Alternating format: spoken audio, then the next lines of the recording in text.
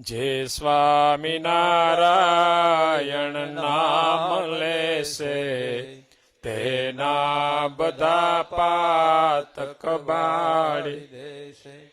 છે નામ મારા શ્રુતિમાં અનેક સર્વોપરી આજ ગણાય એક.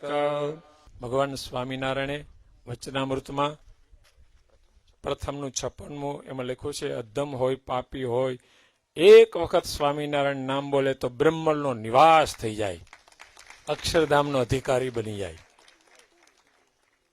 આપણા સંપ્રદાયનું નામ ઉદ્ધવ સંપ્રદાય છે. આના સ્થાપક પૂજ્ય રામાનંદ સ્વામી છે. વૃંદાવનમાં આ ઉદ્ધવ સંપ્રદાયની સ્થાપના થઈ છે. પણ ભગવાન સ્વામિનારાયણે આ જગ્યાએ સ્વામિનારાયણ મંત્ર આપ્યો ત્યારથી ઉદ્ધવ સંપ્રદાયને કોઈ ઓળખતો નથી. સ્વામિનારાયણ